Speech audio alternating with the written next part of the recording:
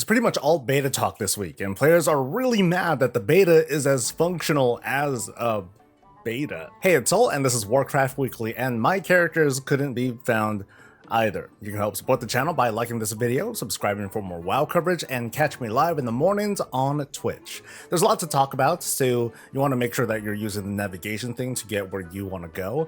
The beta began this week with huge invite waves going out to the usual random folk, but also reportedly everyone who had pre-ordered the Epic Edition of The War Within.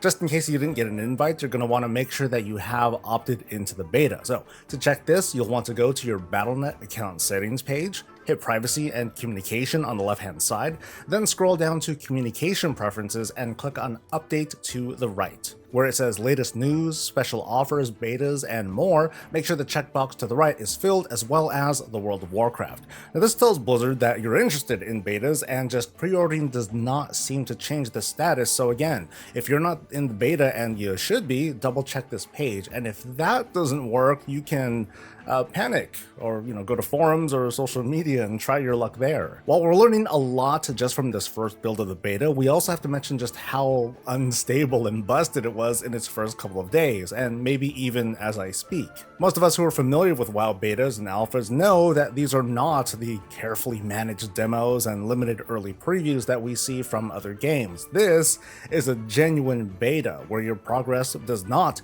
carry over to the live game, and it's not like you're really making progress anyway with the instability. It's complete with all the jank that one should expect, and to that end, yeah, Blizzard definitely delivered on their promise to deliver the beta experience. At the same time though, this is arguably Blizzard's most profitable beta test since Mists of Pandaria, where people who pledged a full year subscription, which is a lot of money, they would also get a guaranteed beta invite, as well as Diablo 3 and a Once Upon a Time exclusive mount. Paid beta, as some are calling it, it means kind of a guarantee of delivery that unfortunately fell short of their expectations. Now, as of this writing, at least the beta seems at least a little bit more stable for us to, get an idea of what's ahead with warbands, hero talents, and more. Another example of history repeating itself is how those who pre-ordered the collector's edition of The War Within, they did not get the digital goodies, and very important, the beta access that the rest of us got. Although this week, the WoW team did announce that those who had pre-ordered are going to be given beta access by next week through an email code, which is pretty awesome. It's much better than the mess of buying like the Epic Edition and then refunding it later, but that only came in the form of Battle.net bounce. Like, that sucked. This is going to be much better, and those people, well, they get to miss out on those rough first few days. So FOMO? Yeah. Probably the most notable feature that's missing from the beta so far are follower dungeons, especially because the first part of the campaign in the first zone involves completing a dungeon, which no one can do unless they're max level. Now, while we wait for that and for other parts of the beta to work, we can at the very least, create a max level character on a different realm to check out hero talents, professions, and more. And there has been a lot of dev announcements for us to react to, so let's dive in.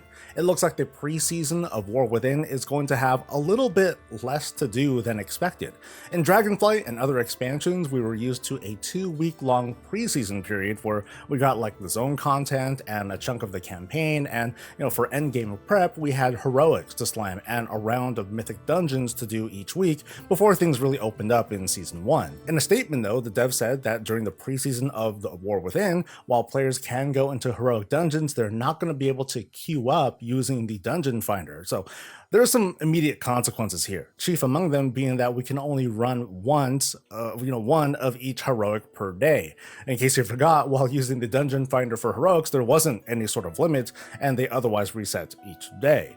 We also need to team up with friends or use the group finder for heroics and need to travel there, not unlike, a mythic key. So why the change? It's thanks to, I think, gear upgrades that are going to be a thing for the first time at the start of an expansion. Remember, they weren't introduced until patch 10.1 of Dragonflight.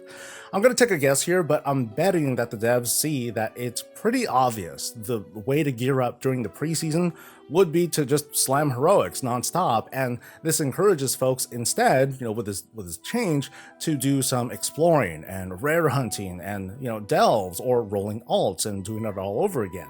I'm also going to speculate and say that Mythic 0 dungeons might not even be activated until Season 1 of War Within.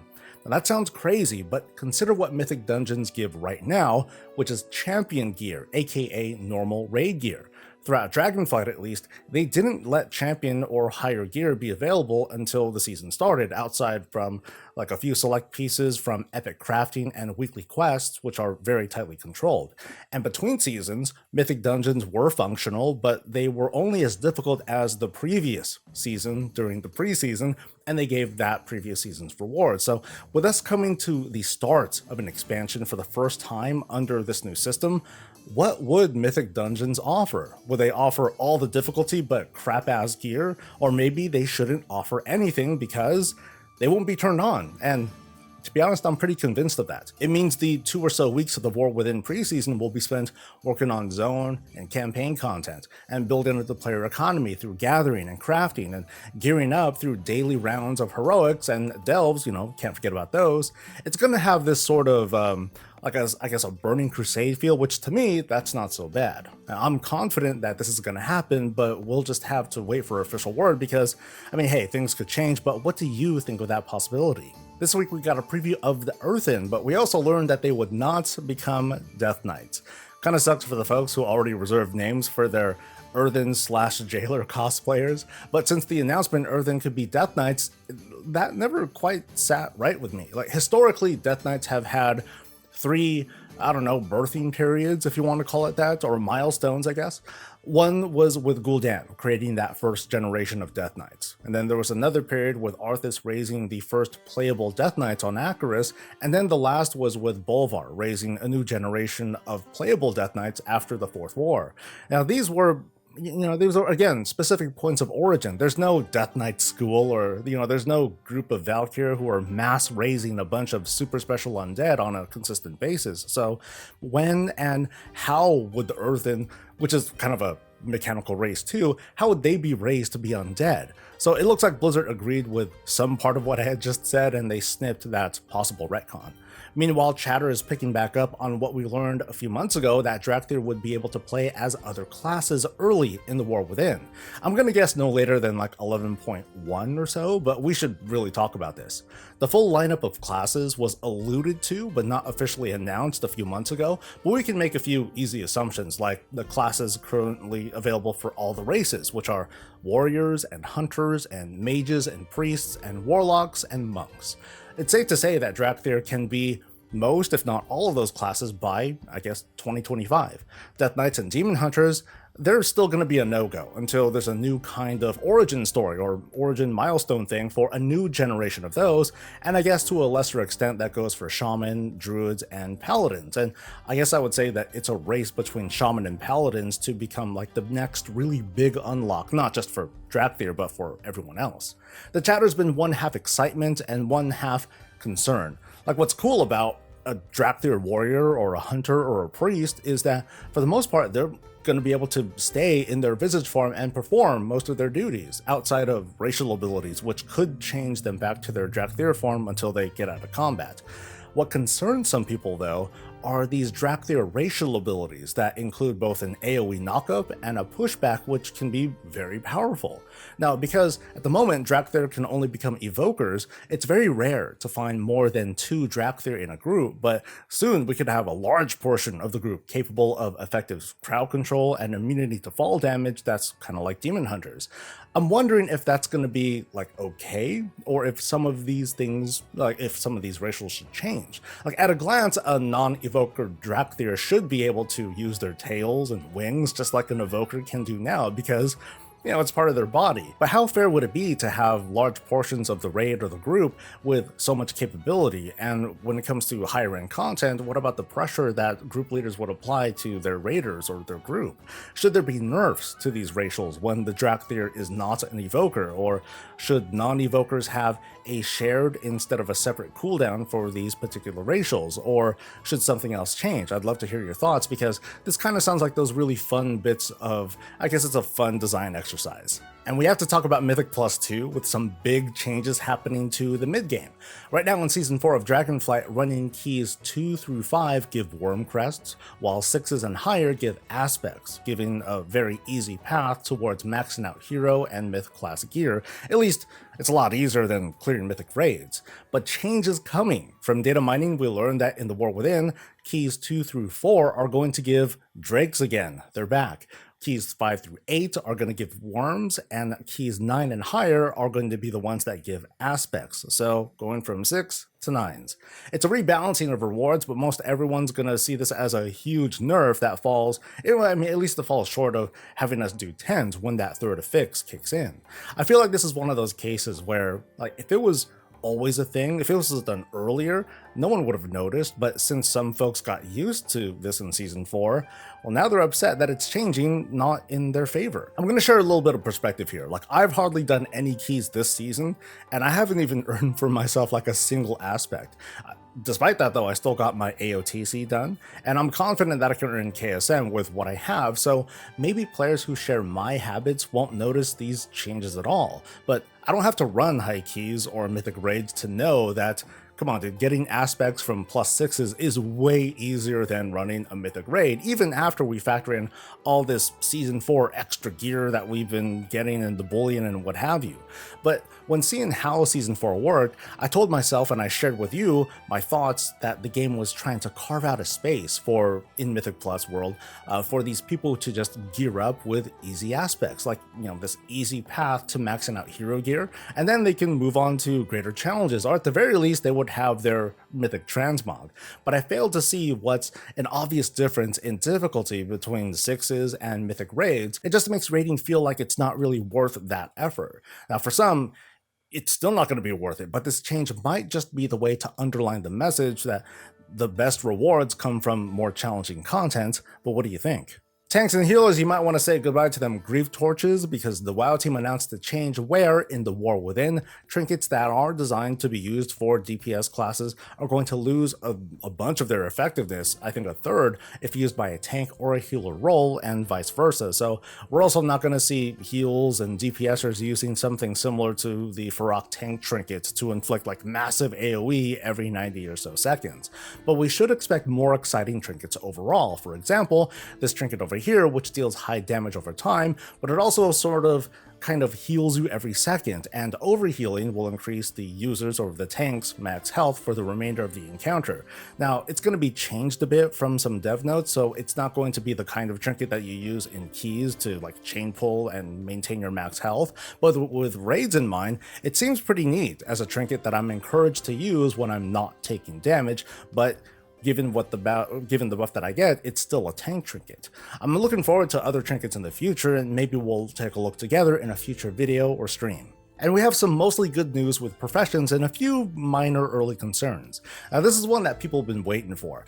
We already learned that crafting orders would be supplemented by NPCs submitting their own crafting orders, which is going to do a lot for those who were trying to level and they have to rely on crafting orders to do so. Needing crafting orders to level, that hasn't changed much since Dragonflight, where once you get into like the 60s or 70s range, most of your skill ups across professions are going to be done with crafting orders. Now, again, that's a nice win, but what's more is that these NPC crafting orders will also be used as a catch-up for knowledge. Now, according to a blue post, knowledge is going to have more or less a weekly cap, which tells me there isn't going to be something like a dragon chart of knowledge that you dig up anywhere through like super RNG. If a character is below the cap, whatever that is, it seems like more crafting NPC orders are going to appear, enabling that particular character to keep skilling up until they're near what that current cap is. Now, we still don't know how that's going to work because it kind of sounds like a bit too easy of a catch-up if all I have to do on my fresh alt is just count the table and just wait and then keep clicking. I'm also under the impression that NPC crafting orders are also personal and the server isn't going to be like fighting for, you know, all those orders. So in other words, NPC crafting orders are probably just going to be like catch-up quests. They're just kind of dressed a little differently. But anyway, there might be orders asking me to submit my own materials and that sort of thing. It makes it not so trivial to be a catch-up, but it still is, and you know, having a path to catching up is a great addition. In this post, they also talked about what fully optimized crafting should feel like, as in, you have max skill, you're fully spec, you have the best tools and materials, and with all of that, one should be able to guarantee maximum quality without the need for concentration, of course, outside of a few non-equipment crafts, and I'm gonna guess it's gonna be like high-level flasks or gems. But at the same time, it's going to be harder to obtain these max rank materials, and thus it's going to be harder to make rank 3 reagents, which go into these rank whatever items. This change does make sense to me, but it also comes with a lot of risks, because the team is depending on the amount of material farming that's done. What's good is that they now have a whole ass expansion's worth of data to look at, so they can look at, what worked and what didn't, they can identify trends, that sort of thing, and maybe they have a plan in place, and knobs that they can adjust, like say how likely is it to mine up rank 1s versus 2s or 3s, to kind of keep that market stable. Unfortunately, it's still too early to make any sort of judgment calls yet because we still don't have recipe costs in place. All I'm going to do is really confuse you, and I don't want to do that, but I am getting more excited to find out more in the coming weeks, and as I gain more knowledge, I will definitely share it with you. And that's the show. I want to give the biggest thanks to our friends over on Twitch, because just the other day they made me a Twitch partner, whatever that means. It all happened thanks to you, because that's how it works with the whole partner thing. And also a big thanks to Taliesin and Evitel for the regular raids to my stream. I owe him lots of pillow talk and maybe some tequila too, I don't know. I don't plan on changing how I do my content, just to, make the stream quality a little bit better over time, so stay tuned for that. We also can't forget, of course, our valued patrons for keeping the lights on, and how can we ever forget about you, viewer? You made it to the end. Thank you, you algorithm squad people. Next week is going to be a lot of beta coverage, discovering and gathering information to help you succeed with the expansion, notably with professions, and more in the war within. Of course, please like the video, subscribe for more coverage, and catch me live in the mornings on Twitch. We'll see you next week. Stay safe, stay healthy, and stay breezy.